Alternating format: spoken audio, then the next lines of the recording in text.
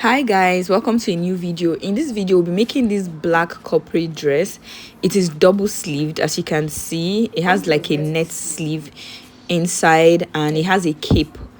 If this is your vibe, keep watching. Please don't forget to like, share, comment, subscribe and turn on notifications so you'll be notified whenever I make a new post. Thank you. The first thing to do is to fold your pattern paper in two. I'll be using this pattern to cut both the front and the back. The first thing to do is to get your shoulder line. From your shoulder line, you're going to be marking your bust point, your under bust, and your waistline. I added 1 extra inch to serve as my allowance. I'm going to mark the same point on the other side of the paper so that when I'm ruling a line, it will give me a straight line. I'll get my ruler and I'll extend the lines following the points that I have made. Please note that this pattern paper is actually folded in two. I'll go ahead to label my line. So this is my bust point, this is my under bust, that's my waistline, and this is the allowance. The line at the top is also my shoulder line.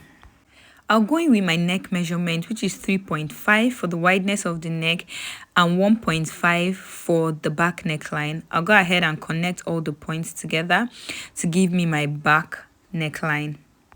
Remember that we're cutting for both the front and the back, so I'll be coming down with 3 inches, which is actually going to serve as my front neck depth. Remember, you can do how wide or deep you want yours to be. I'm going to connect the points, and this is my front neckline.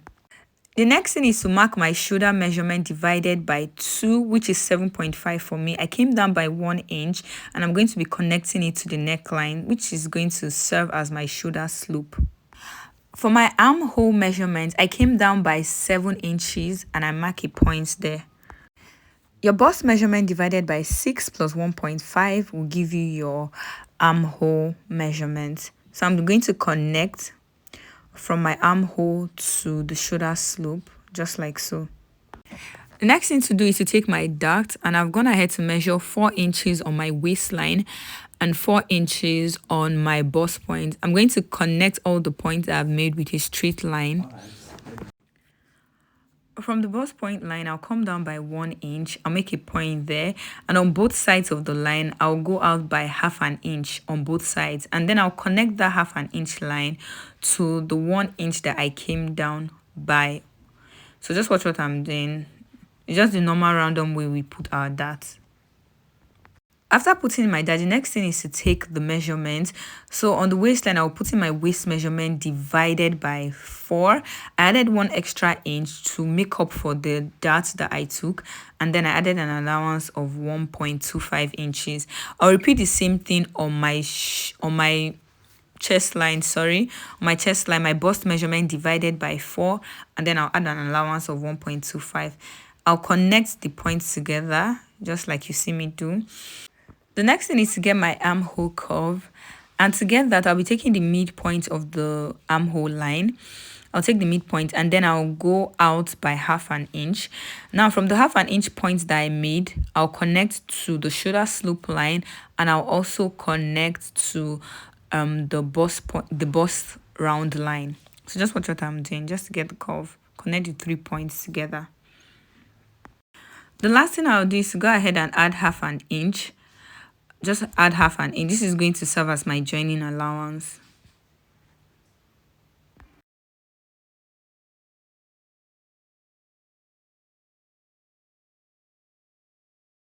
So I'll be cutting this out using the neckline for the back. So I'll cut out the back first before I go ahead and cut out the front. This is what I have. So I'll be placing this on a fabric that's at least 1.5 to 2 inches wider. As you can see, I've gone ahead to mark my zipper allowance, which is 1.5 inches. And that's the only difference between the front and the back for this style. I'll go ahead and I'll trace this out carefully, just making sure I follow the exact thing I have on the pattern paper.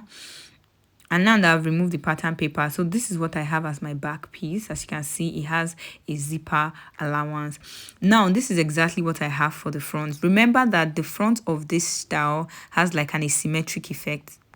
So on one side of the neckline, I came down by 6 inches, and then I'm connecting with a straight line to enter into the neckline. After which I'll be using a ruler that has a little curve to connect from that 6 inches that I came down by into the other neckline to give this like an asymmetric effect. And this is exactly what I have. Remember, yours can be wider or deeper. Now I'll place this on my fabric and I'll cut out the exact same thing. I'll remove this, and this is exactly what it will look like. Remember, the asymmetric effect is on one side, so after cutting it out, this is what it looks like. So I'm going to be opening it up, and then I'm going to make sure I pin it down and cut out the remaining part to give it that asymmetric effect. And this is what I have. So if you follow this step correctly, by the time you are done, this is exactly what it is going to look like. I'll set it aside. For the lower part, I'll cut out a fabric that is at least 2 inches or 3 inches wider than my hip measurement divided by 4. I'll cut another one with an extra 2 inches to serve as the zip allowance. The line on top is serving as my waistline. From my waistline, I came down by 9 inches, which is actually my waist to hip measurement. And I'm also marking my waist to knee line. This is different for everyone, so just use your measurement. And I'm also marking my waist to full length measurement. Remember that this gown can be any length you'd like it to be. So after marking the points for my waistline, half length line, that's my knee line, and the full length, I'm using a ruler to connect a line across all of the points that I have already made. After that, the next thing to do is to take my waist measurement divided by 4. Remember, you're taking this measurement from the front. You're ignoring the 1.5 inches that you have as your zipper allowance. I marked the point and I added 1.25 as my allowance. I repeated the same thing for my hip measurement. Hip divided by 4, 1.2 inches. For the knee length, I removed 2 inches because I wanted it to be very fitted. But I think the ideal thing to remove is 1.5 inches, but I removed 2. I added what I have and I added 1.25 as my sewing allowance. Remember, this doesn't have a dart, so I decided not to put a dart on the lower part. The next thing I did was to connect all of the points that I have made together, just like you see me doing. So the lower part is actually really easy. After I was done, I cut this out following all of the lines that I have made.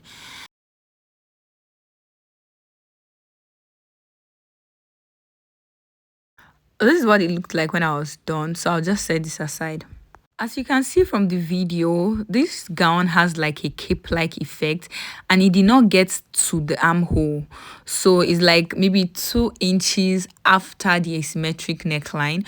So I'm trying to get the cape from my pattern. So it's going to be like a perfect fit. The first thing I did was to extend the lines by 2 inches. And then I came down by 2 inches from the shoulder line right back to that 2 inches extension. So I'm just trying to make the lines as visible as it could possibly be. So if you look at the style, it looked like it had a little slant, so I just slanted it slightly. I don't even think it was that obvious. The next thing I did was to connect all the points for the 2 inches. So this is exactly what my cape is going to look like, and this is me just cutting it out. And I tried to just check it and see if it's going to be like a perfect fit. And this is exactly what it looks like. So this is what I expect to have. I'm just going to go ahead and notch the area where that asymmetric line stops. So when I'm cutting this on my fabric, we know that that's exactly where it stopped. So that's it. As you can see, it fits perfectly. So that'll be all for the drafting of this style. In the next video, we'll be making this style from start to finish. So please stay tuned and see you in my next video. Bye.